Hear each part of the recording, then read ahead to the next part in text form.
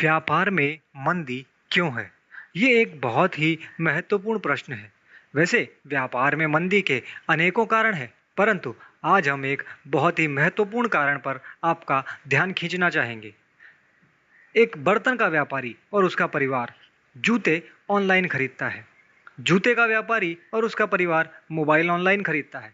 Mobile का व्यापारी और उसका परिवार कपड़े ऑनलाइन खरीदता है। उसी प्रकार कपड़े का व्यापारी और उसका परिवार घड़ी ऑनलाइन खरीद रहा है। घड़ी का व्यापारी है तो वो और उसके परिवार खिलौने ऑनलाइन खरीद रहा है। खिलौने का व्यापारी बर्तन ऑनलाइन खरीद रहा है।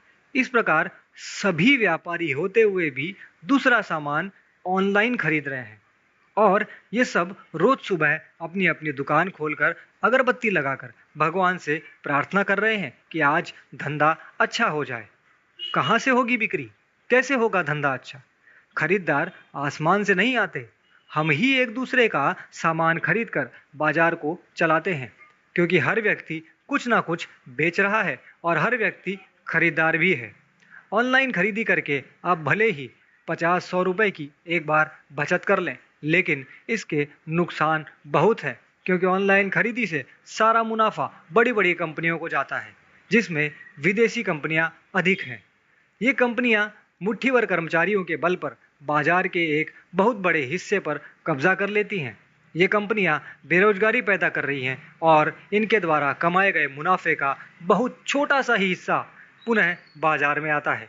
यदि आप सोचते हैं कि मैं तो दुकानदार नहीं हूँ और ना ही मैं कोई व्यापारी हूँ, मैं तो नौकरी करता हूँ, ऑनलाइन खरीदी से मुझे सिर्फ फायदा है, नुकसान कोई नहीं, तो आप सरासर गलत सोच रहे हैं। क्योंकि जब समाज में आर्थिक असमानता बढ़ती है या देश का पैसा देश के बाहर जाता है, तो देश के हर व्यक्ति को प्रत्यक्ष या अप्रत्यक्ष रूप से उसका नुकसान उठाना पड़ता है, चाहे वह अमीर आदमी हो या गरीब, व्यापारी हो या नौकरी करने वाला, बीमा एजेंट हो या दुकानदार या फिर किसान।